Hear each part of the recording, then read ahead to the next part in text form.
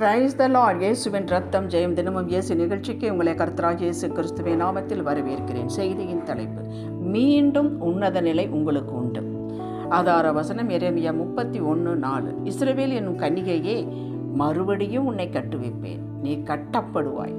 புதுவாழ்வு பெறுபவர்களே, இங்கே இஸ்ரவேல் என்னும் கன்னிகையே என்பது நாம் தான். உங்கள் பெயரை அந்த இடத்தில் போட்டுக்கொள்ளுங்கள். இந்த வாக்கு பேசப்பட்ட தருணம், சூழ்நிலை என்னவென்றால், இஸ்ரவேல் மக்களை கானான் கொண்டு வந்து சேர்த்து அற்புதமாய் வாழ வைத்தார். சிறையிருப்பிலிருந்து, அடிமைத்தனத்திலிருந்து விடுவித்து இவர்களுக்கு உரிய தேசத்தில் வைத்தார். நன்றாக ஆண்டவரோடு இணைந்து பயபக்தியோடு தான் வாழ்ந்தார்கள். எதிர்க்கட்சி என்ற ஒன்று இல்லை என்றால் ஆளுங்கட்சிக்கு குளிர்விட்டு போய்விடும்.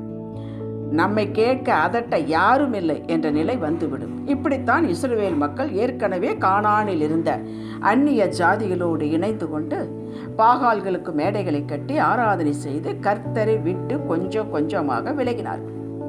ஆண்டவர் இவர்களை பாபிலோன் ராஜா கையில் சிறையிருப்பாக கொடுத்தார்.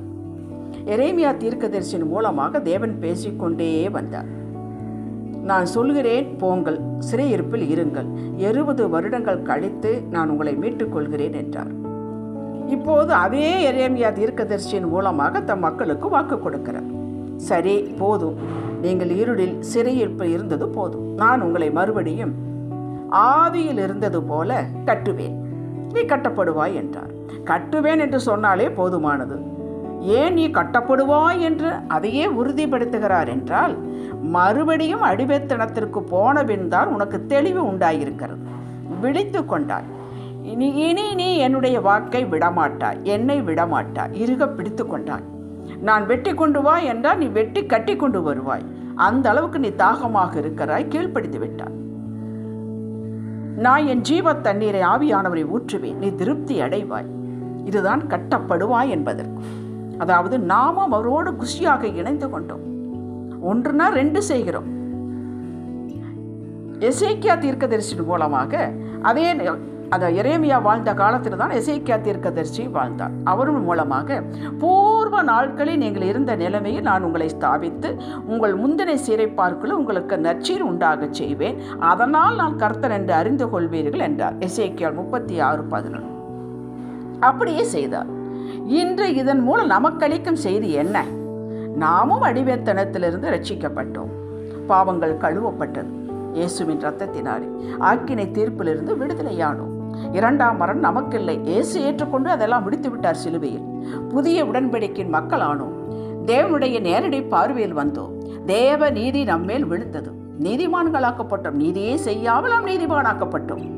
கிருபையின் மக்கள் ஆனோம். இவைகள் எல்லாம் ரட்சிக்கப்பட்டு, அதாவது இயேசுவை இரட்சகராக ஏற்றுக்கொண்டு விசுவாசித்து பாவி என்று அறிக்கை செய்து அவர் இரத்தத்தினால் கழுவப்பட்டு கேட்டுக்கொண்டதின் பேரில் தேவ கிருபையினாலே விசுவாசத்தை கொண்டு ரட்சிக்கப்பட்டோம். இது நம்மால் உண்டானதல்ல, தேவனுடைய ஈவு. எபேசியர் 2:8. இந்த நீதியை நிறைவேற்றாமல் இன்னும் யாரேனும் இருப்பீர்கள் என்றால் நேரத்தை கடத்தாதீர்கள், சாக்குப்போக்கு சொல்லிக் கொண்டு இருக்காதீர்கள்.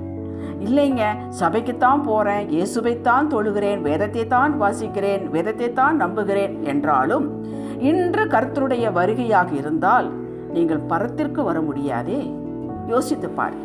சரி, ரட்சிக்கப்பட்ட புதிதில் கர்த்தர் நம்மோடு இடைப்பட்டார். உடனே பதில் கொடுத்தார். பின் உணர வைத்தார். ஆவிக்குரிய ரீதி நம்மை வளர்த்தார். நாம் ஜெபித்தால் உடனே நடந்தது. தீர்க்கதரிசனம் சொன்னால் கர்த்தருடைய வார்த்தையை கொண்டு, சொந்த வார்த்தை அல்ல, அவருடைய வார்த்தையை சொல்லும் போது அப்படியே நடந்தது.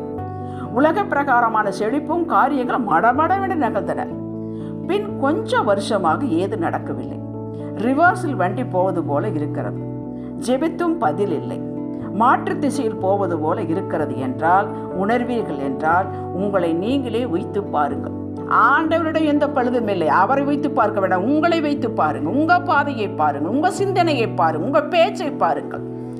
புலம்பல் 3ஆம் அதிகாரம் 40-41 கர்த்தர் சொல்லுகிறார், நாம் நம்முடைய வழிகளை சோதித்து ஆராய்ந்து கர்த்தரிடத்தில் திரும்புவோம். நாம் நம்முடைய கைகளோடு கூட நம்முடைய இருதயத்தையும் பரலோகத்திற்கிற தேவனிடத்துக்கு ஏறெடுக்கப்படுவோம். இப்போ இருதயம் வேற பக்கம் இருக்கிறது. கை மட்டும் உயர்த்தி அல்லேலூயா என்று சொல்லுகிறோம். வாய் பாடுகிறது, வாய் வசனத்தை சொல்கிறது. இருதயமோ வேறெங்கேயும் இருக்கிறது. இந்த 2 ஒன்றாக்க வேண்டும் என்கிறார். கேட்டீர்களா? நம் வாயால் அவரிடம் கிட்டி சேர்கிறோம். இருதயமோ பணத்தின் மீது, நண்பர்கள் மீது, உறவுகள் மீது, அவ என்னை இப்படி பேசினா, இவ இப்படி பேசினா, அதில் போய்விட்டது. இன்று உலகத்தின் மொழி போய்விட்டது. ஆகையால் தான் இந்த பின்னடைவு. கர்த்தரை வைக்க வேண்டிய இடத்தில் உலகத்தையும் அதனுடைய ஆசா பாசங்கள், பொருள், சொத்து வைத்து விட்டோம்.